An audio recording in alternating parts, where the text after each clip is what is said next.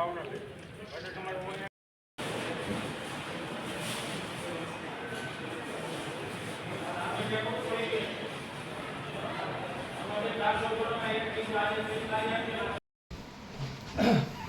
મતદાર સુધારણા જે કાર્યક્રમ ચાલુ છે એના અંતર્ગત 2-5 એક રાષ્ટ્રીય પાર્ટી તરીકે અમારી રજૂઆતો છે અને ધ્યાનમાં લેવા જેવી બાબતો છે કે જનરલી જે ભારતીય ચૂંટણી પંચના પેરા નંબર 7માં ખંડ ડી અને ખંડ ઈમાં એવું આદેશ કર્યા છે કે જે કંઈ પણ વાંધાઓ આવે અથવા જે કંઈ પણ દાવાઓ થાય મતદાર યાદીમાં સુધારણા માટે એમની દરેક રાષ્ટ્રીય પક્ષને અઠવાડિયાની અંદર એનો અહેવાલ દરેક રાષ્ટ્રીય પક્ષને આપવો અહીંયાથી અધિકારી દ્વારા.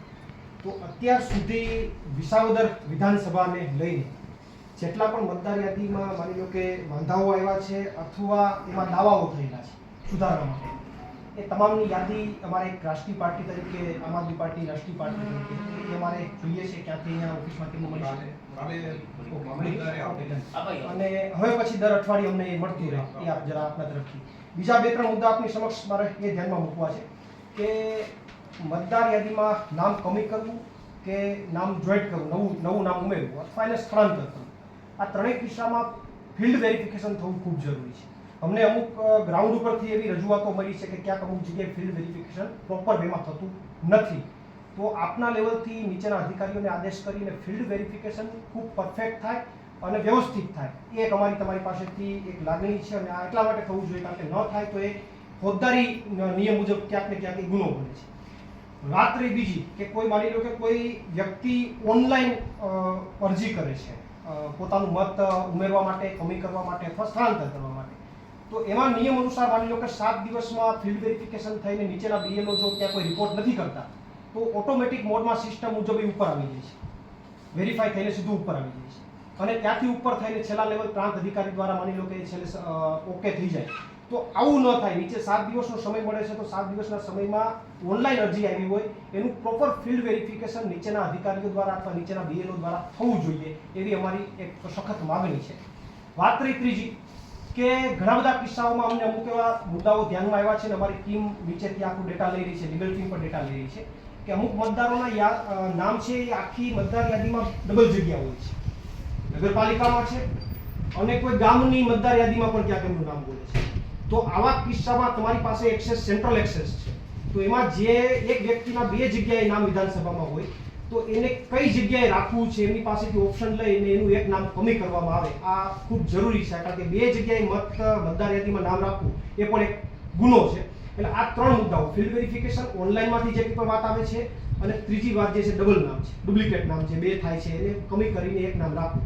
તો આ 3ની અંદર ખાસ ગંભીરતાથી આપના દ્વારા તકેદારી લેવામાં આવે. બીજું, ઘણીવાર સત્તા પક્ષના લોકો એનો સત્તાનો દુરુપયોગ કરાવી અને અધિકારીઓ પાસે ખોટું કરાવતા હોય છે. દરેક અધિકારીઓ ખોટું નથી કરતા પણ અમુક અધિકારીઓ પર પ્રેશર બનાવીને ખોટું કરાવતા હોય છે. તો એવું ક્યાંય ન થાય. માની લો કે રાષ્ટ્રીય પક્ષના બીએલએ પાસે પણ એવો અધિકાર છે કે ભાઈ એ નામ કમી કરવા માટે અરજી કરી શકે છે. તો ક્યાંય કોઈ સત્તાધારી પક્ષનો વ્યક્તિ ખોટું ન કરાવે નીચેના અધિકારી પાસે, કારણ કે અલ્ટિમેટલી અમારી લીગલ ટીમ અને અમારી ટીમ જે ગ્રાઉન્ડની ટીમ છે અમે જોઈ રહ્યા છે આખી વસ્તુ. ક્યાંક ખોટું થશે તો સીધું અમારે તો અધિકારી સામે આવવાનું થાય. તો આપણે આમને સામને ન આવીએ અને કે 19-20 આખી ઘટનામાં ક્યાંય ન થાય એ તકેદારી આપ દ્વારા લેવાય એટલી મારી આપની પાસે માગણી છે. આ રજૂઆત હતી. રાજુભાઈ, બીજું કંઈ આપના દ્વારા આવી ગયું? ઓકે, તો સાહેબ અમારે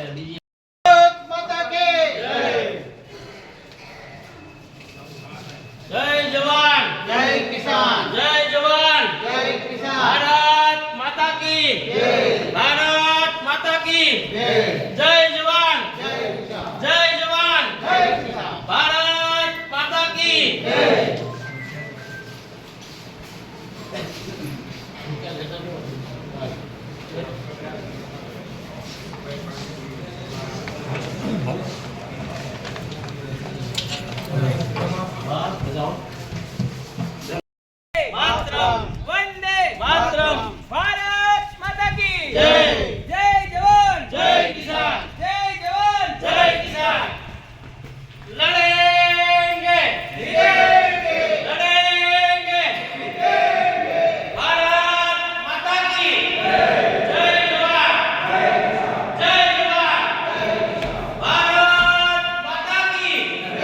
જય જવાન, જય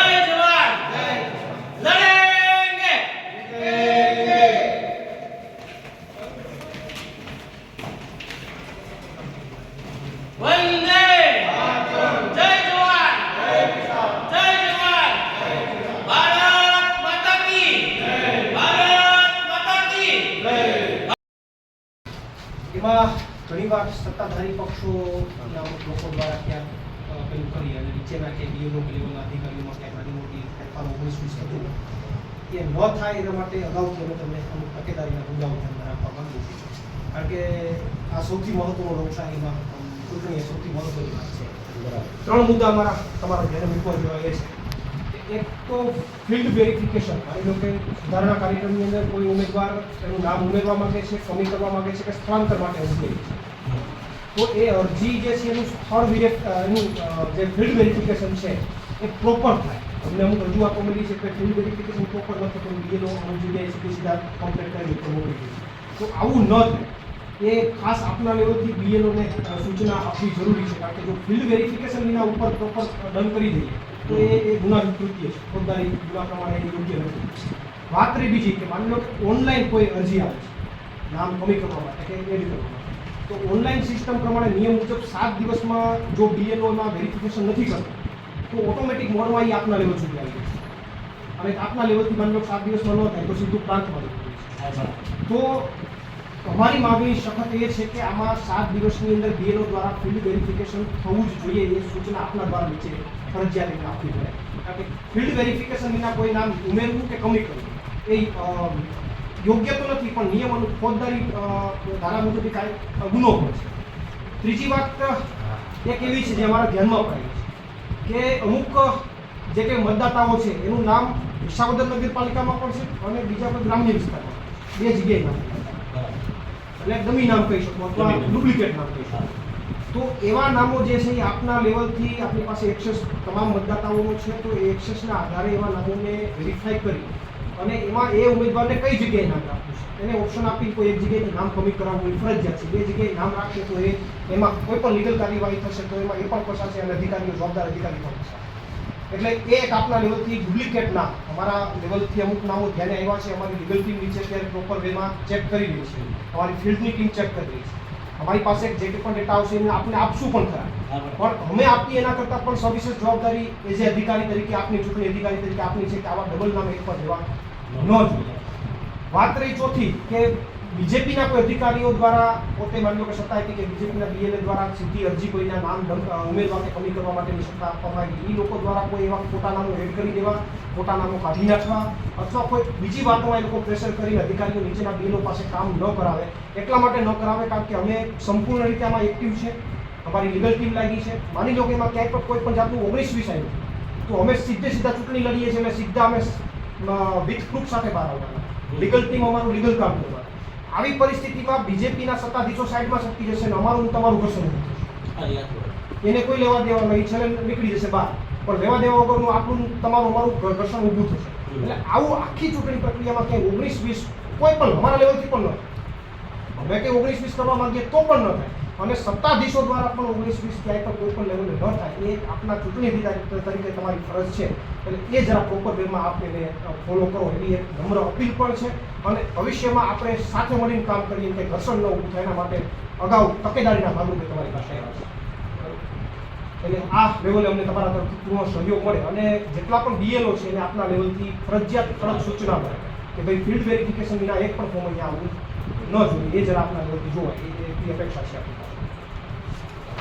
કચેરી અને અન્ય આ વિધાનસભામાં જેટલા પણ જવાબદાર અધિકારીઓ છે એમને અમે લેખિતમાં રજૂઆત કરી છે.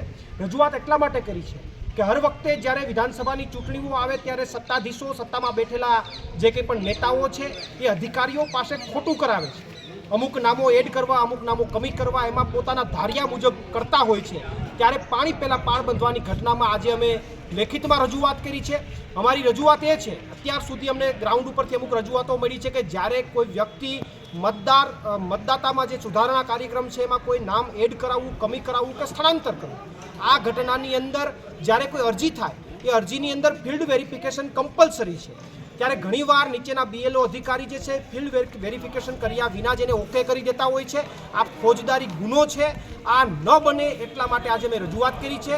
વાત રહી બીજી કે જ્યારે ઓનલાઈન અરજી કોઈ પણ વ્યક્તિ કરે છે ત્યારે ઓનલાઈન અરજીની અંદર એમણે નીચેના બીએલઓ અધિકારી છે 7 દિવસમાં જો ફિલ્ડ વેરિફિકેશન કરીને રિપોર્ટ ન આપે તો ઓટોમેટિક મોડમાં એ મામલતદાર કચેરીમાં આવી જાય છે અને ત્યાંથી પ્રાંતમાં જતું રહે છે. તો આવી પરિસ્થિતિમાં ઓનલાઈન અરજીમાં પણ ફરજિયાત ફિલ્ડ વેરિફિકેશન થાય એના માટે મામલતદાર અને પ્રાંત અધિકારી સાહેબને રજૂઆત કરી છે. ત્રીજી વાત કે ઘણીવાર અમુક નામો ડુપ્લિકેટ થાય છે. આખી વિધાનસભાની અંદર કોઈનું વિસાવદર નગરપાલિકામાં નામ બોલતું હોય અને એ જ મતદારનું નામ અન્ય કોઈ વિસાવદરના ગામમાં બોલતું હોય છે. તો આવા ડુપ્લિકેટ નામોને વેરીફાઈ કરી અને તંત્ર એમાંથી એક નામ જે છે, એક મત છે, એ કમી કરે એના માટેની રજૂઆત આજે કરી છે. અમારી આમ આદમી પાર્ટીની લીગલ ટીમ અને અમારી જે કંઈ પણ ગ્રાઉન્ડ લેવલની ટીમ છે આ તમામ મુદ્દાઓ પર નજર રાખીને બેઠી છે. અમે અધિકારીઓને રજૂઆત તો કરી છે, એમાં એ ઘટતું નહીં કરે અને સત્તાધીશોના પ્રેશરમાં આવીને સત્તાધીશો જેમ કે એમ કરવા જશે તો આવનારા સમયમાં અમારી લીગલ ટીમ કોર્ટની અંદર આ મુદ્દાને લઈ જશે. એમાં જવાબદાર અધિકારીઓને જવાબ દેવા પડશે અને અમારી ગ્રાઉન્ડ ઉપરની ટીમ વિથ પુરાવા સાથે મીડિયા સમક્ષ આવશે તો તમામ લોકો ખુલ્લા પડશે. એટલે અમને અપેક્ષા છે કે અહીંના અધિકારીઓ નિષ્પક્ષ રીતે ચૂંટણી કરાવશે, કોઈ પણ સત્તાધીશના પાવરમાં કે એના પક્ષમાં નહીં આવે અને નિષ્પક્ષ રીતે ચૂંટણી કરાવે એવી અપેક્ષા સાથે આવેદનપત્ર અપાયું છે. હવે આવનારા સમયમાં જો કંઈ અમે જે કીધું એ પ્રમાણે નહીં થાય તો ચોક્કસથી મીડિયા સમક્ષ અને લીગલ રીતે અમે લડીશું. પ્રવીણ રામ, પ્રદેશ ફ્રન્ટલ અધ્યક્ષ, આમ આદમી પાર્ટી.